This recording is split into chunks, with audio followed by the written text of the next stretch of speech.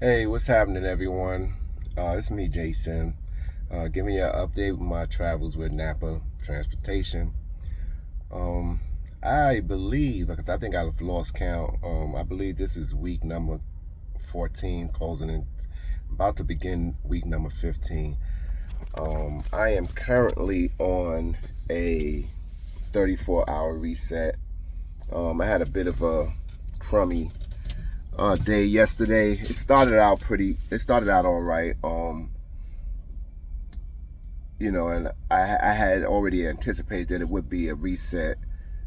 I had a delivery to make in Indiana, um, and my pre-plan had me picking up something in Clayton and then bringing it to, Ohio, and I was going to do my reset at the terminal. That would have pretty much used up my whole entire 70. However, when I got here out in Clayton, um, my trailer was refused. Now I know a lot of these receivers, they have their standards, I guess you would call it, on what kind of trailers that they would pick up, would accept, should I say, and to have their loads delivered. However, yesterday was just, in my opinion, it was a lot of time wasted unnecessarily, in my opinion. I sat at this gate for like 40 minutes before the security guy or whoever this was at the gate decide to begin processing me to be checked in. Most of us know that when you go to check in, it's a pretty straightforward process. They usually ask for your pickup number, giving them pickup number, and they ask you where it's going, and that kind of stuff. And then they do what they need to do and tell you, hey, you gotta go to the shipping office, or hey, okay, get your paperwork here, sign here. Trailer, you drop this trailer here if it's a drop and hook, and you go pick up your trailer over there. Now, the first red sign I should have had should have been the first red sign, because I pull up to the line and the line is not moving. It's maybe me and three other guys at the gate, three other tractors at the gate. The line is not moving. I'm like, what is going on here? Like, it doesn't take this much time to get one trailer inside the door.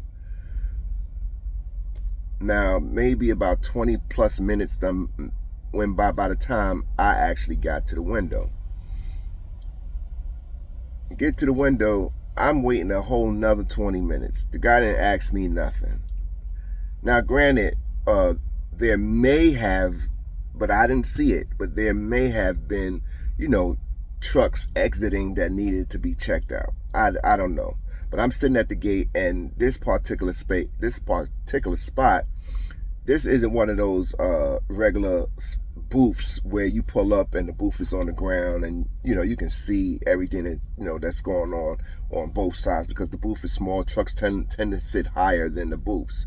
But this booth was like a penitentiary kind of thing, where the booth was like way up in the air, and it's like a big square box. I mean, you couldn't really see around it. But the point I'm making here is that I didn't see any trucks exiting the spot. Again, there could have been a truck over there that was exiting. I just didn't know it. But there was none exiting while I was sitting there. And I was the last guy on the line. Now, you know how most times you get there and they be like, hey, when you pull up to the window, have your pickup number ready and turn your tractor off. There's no idling on the property for more than 5 minutes, kind of thing. So, of course, when I normally do, I usually just get up to the window, turn my what's the name off, and then I do whatever macro I need to do if I hadn't already done it, and pull up my pickup number. Again, like I said, I wound up sitting there for 20 minutes. I don't know what the guy was doing in there. Maybe he was taking a dump. I have no clue. But I wound up being at the gate for like 40 minutes just to check in. Eventually, he came to the window, asked me for the pickup number. I gave it to him. And then it took another 5-10 minutes for him to just say, hey, okay, pull up, and I'll check your trailer out. I'm like, all right, cool. I pull the trailer out. and I come to get out the truck. It must have took me all of what, maybe 20 seconds to pull up and get out the truck and walk to the back of the track so I can open the door so he can look inside. And before I even open the door, he says to me, well, I don't know if we're gonna be able to take your trailer. I'm like, okay. So I don't know what he's talking about. So because I ain't even opened up the trailer yet. So I open up the trailer and he looks inside and he's like, hold on a second. He calls some other guy that comes and they wind up rejecting the trailer. I was unaware of it, and I think that's just a learning experience for me that, when I'm picking up these trailers, just to be cognizant of this issue now. The seal, it wasn't a 100% seal. Now I usually carry a dry van. I think I've carried a reefer unit one time since being here, but when I carried a reefer unit, it wasn't, I didn't have to turn it on or nothing because I had dry van goods. So I just never had the experience. But I do know with reefer units, they tend to need to be all the way sealed. Now, what I'm picking up was, I believe it has something to do with some kind of dog food, cat food, some kind of food situation like that, that dealt with animals, pets and stuff. And he was like, or the second guy was like, yeah, it's got to be refused because of this, he didn't say why, he just stuck his finger in there and just like, I said, so you're refusing the trailer? He's like, yeah. I'm like, oh my freaking God. So I sat there, like I said, for more than 40 minutes at the gate just to be refused. Leave there, call my dispatch. I took the pictures and everything, sent that to dispatch, and they're asking me, it's like, so why did they refuse it? I'm like, dude, I don't know why. I'm telling you the pictures of what they was pointing to, and other than that, I have no clue.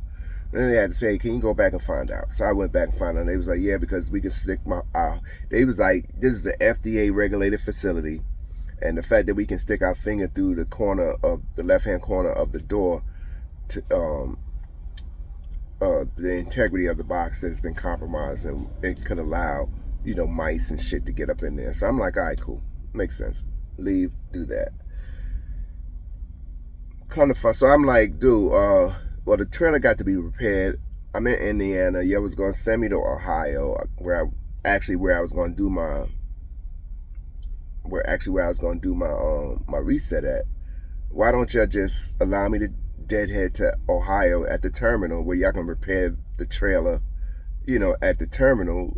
In my opinion, I think that'll be a lot cheaper than having me, go to a TA or have somebody come to me to fix this, trailer.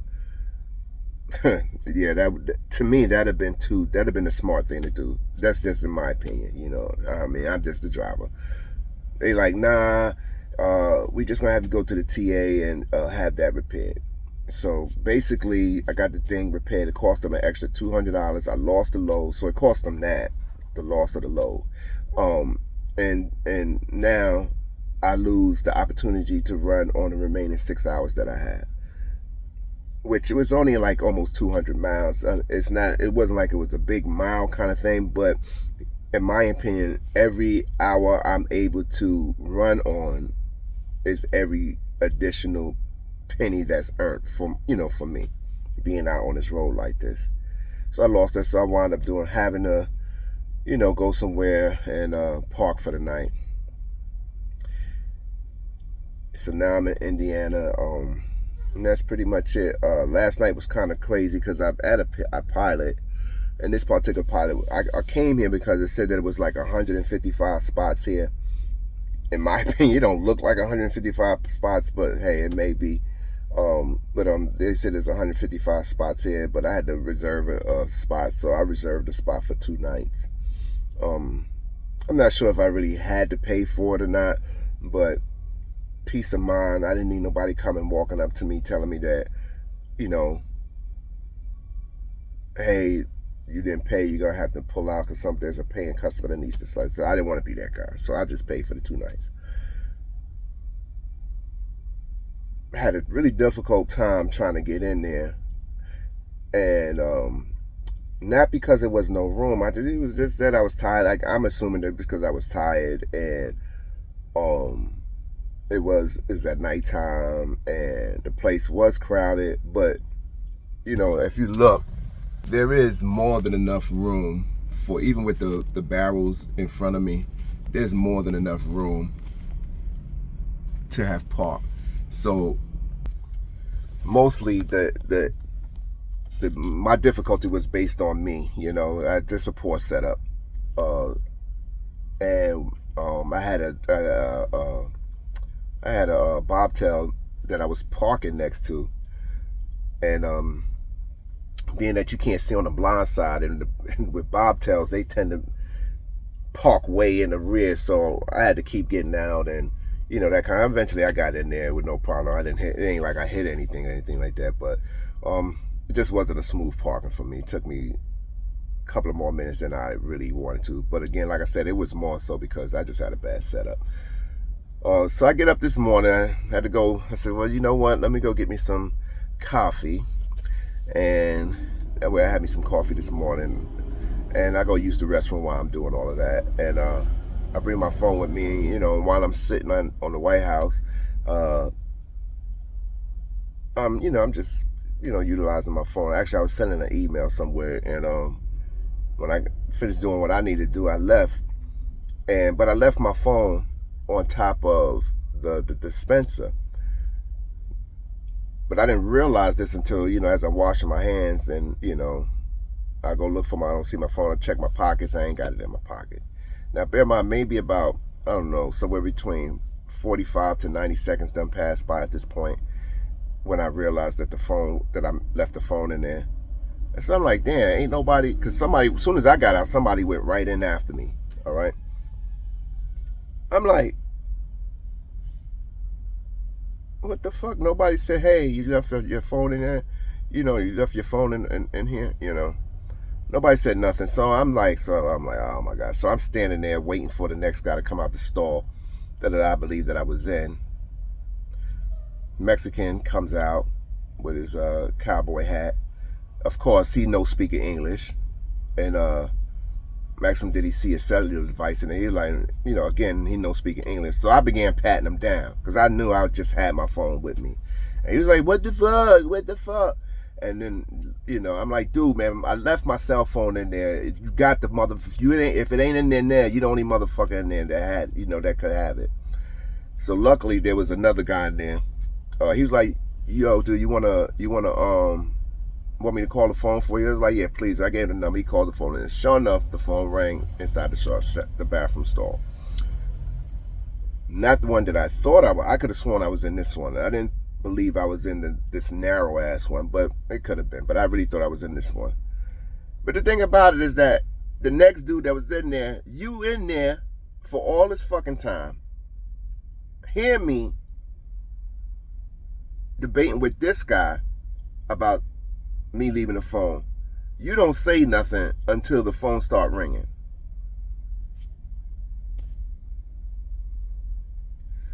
So I just said thank you. I went and washed the phone off, sanitized it and all that. And because motherfuckers is nasty, So I went and washed the phone off, sanitized it and everything, and thanked the guy he was like, yeah, it's no big deal. He said the good thing is that you got the phone back. I'm like, yeah.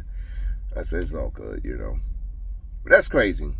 Had I walked into a bathroom store and seen a phone, and the person that was just, and because there was a line of motherfuckers waiting to use the bathroom, I'd have began prepping it so that I could sit on the toilet, and I'd have seen the cell phone. I'd be like, hey, someone just left their cell phone in there. Like, I don't get it. I don't get it. Almost got into a whole thing about that because that could have really got ugly, because I literally started patting him down. Had him pull out the device that was in his pocket.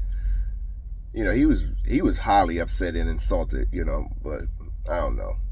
I needed my phone, But yeah, other than that, it's the same old. I mean, I'm just out here just trying to be safe, trying to get as many miles as I possibly can. I wish I was a better YouTuber where I can do the YouTube thing, but here it is. All I do, I drive my truck every day, try to be safe about it, not cause no accidents or nothing. I know I'm not the best driver out here. I do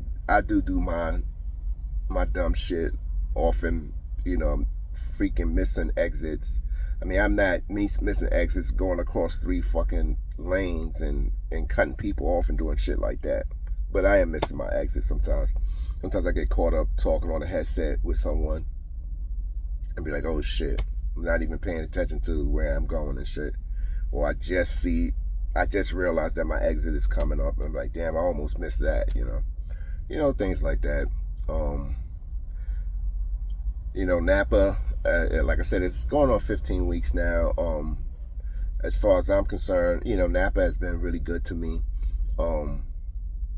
And I don't have no complaints with them. They've been pretty true to everything that I needed them to be true to. If I really had to narrow down on something and be like, hey, this is the thing that's really getting on my nerves with Napa, it would be the fact that, at least in my opinion, for Napa, they see a good run as being 600 miles. That's what they see as a good run. A lot of other places I've been to, that is like the norm, the norm. With Napa, I'm tending to see that I get a lot of 300, 400, 500 mile runs.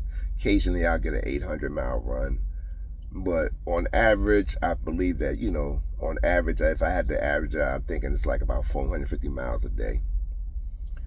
But at the end of the day, at the end of the week, should I say, I'm averaging between 2,800 to 3,000 plus miles.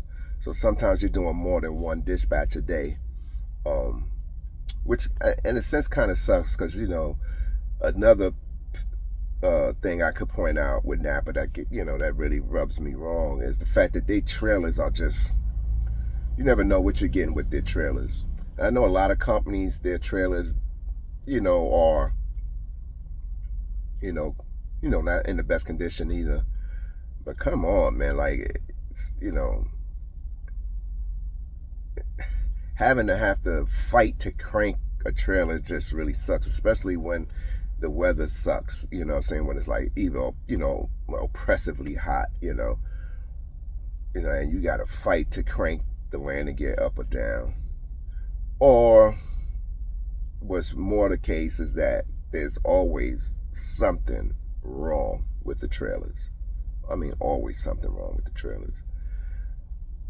And I understand why it may be, I've been doing this long enough to have met enough truck drivers that take up the mind. They like, listen, man, that issue right there, that's not going to stop me from delivering my load. I'm not going to go into breakdown status because of that. A lot of, I personally, I don't take chances like that. I don't take chances on the fact that even though it may be something quite minor, let's say something quite minor like, your clearance light's not working. Or it might be something like, well, a mud flap is missing. Or it might be something like, something, relatively minor. Oh, like one of the last time, well, this wasn't relatively minor. This could have been like a real serious situation, but I still drove it thinking that it was something that wasn't that serious. I didn't realize it really was something serious until after 100, 200 miles, something to that effect. Because I was driving this trailer and, I like my waist to be kind of balanced, so that when I do have to climb up hills, I don't have no issues getting up and down hills, you know. But this particular trail, it was relatively light, but still, it was still struggling to get up the hill. So I figured, like, damn, let me just slide these tandems. And when I pull into a rest area, I go to slide the tandems. The fucking shit is just still rolling, like it's no brakes on the motherfucker. I go look to see, check out the way there's brakes, but the shit is just rolling. And then next thing I know, because I attempted enough times, the pins would not pop back out. So now they kind of got off center from the hole now, and I couldn't get the pins back. So then I had to call for breakdown, explain to breakdown what the issue was, and yada yada yada. Make a whole story sure they fixed it. The come to find out the brakes were out of alignment. And he's like, yeah, the slack adjusters is failing, so you might want to get this PM done, or just replace the slack adjusters altogether, because, you know, in his opinion, the tech guy's opinion, they were failing. So the point I'm making is that, you know, the weights was good when I picked it up. Brakes appeared to all been good. I'm not gonna lie, I didn't do an actual air brake test, you know, holding down the pedal, you know, that kind of thing, you know. But you know, the brakes all seen. I didn't have no air. I didn't hear no air leaks or none of that. You know, brake pads was good, tire treads was good. You know, and just the visual inspection just showed me that everything was operating correctly. And then when I was driving it, I really didn't have no problem stopping or none. At least it didn't really feel like it. Like, well, the honest answer is, I was stopping, but it did appear that it required a lot more pressure on the pedal in order to come to a complete stop. And in retrospect, that's because of the brakes was out of alignment in the trailer, so I'm pretty much just stopping with what the power unit is being able to accomplish. Luckily, it was an extremely light load and it didn't really turn into anything. But the point I'm trying to get to is that I know a lot of drivers that would have been like, listen, that shit roll and it's light. I'm taking that shit. I'm not calling breakdown for that. That'll be else for. And a lot of times we just do that. And at NAPA, the orientation, they call that driver on driver crimes shit, you know. So, you know, I know a lot of people who would do that, you know, especially if, like I said, if it's something minor, you know, something, if the wheels is turning, you know, they will continue to just drive on, you know. So I can't fault them for that. And that's pretty much it. You know, other than that, I don't the trailers and I wish they gave us, you know, longer runs to do, but they only, you know, NAPA really only messes with, you know, a particular area, and, you know, that's where their bread and butter is at, you know, and I gotta respect that. I mean, as long as I'm doing, like I said, somewhere between 2,800 and 3,000 plus miles a week, I really don't care, you know. I'm doing, you know, my checks is looking pretty decent every week. Since I've been here, I think I might have had 3 sub $1,000 checks. I think, you know. I know it ain't been no more than 3 weeks. I've been showed you what my you know, what my payroll's been looking like. I've sold that like twice already. So if you want to see what that is, just, you know, look at another video. But that's it, man. Just trying to, you know, get on down the road. This week 15 coming up, and hopefully, you know, with God's grace, I get through it and be able to get through on to the next week, you know, stack my money up, really trying to get this thing done here. I got, you know, goals I want to pursue, and just really want things to work out for me. This has been, like I said before, this has been a hell of a year, man. 2025 came through. I had a very high hopes for this year that, you know, things would have been really grand, you know, worked out great. This has really been a real crummy year for me, man. Really crummy year. Don't know what else to make of it. But I got my health. got air in my lungs, got a decent job. It's really nothing more I should complain about, right? You know, y'all take it easy out there. Keep the dirty side down, in between the mustard and the mayo. Just keep on trucking, guys. One.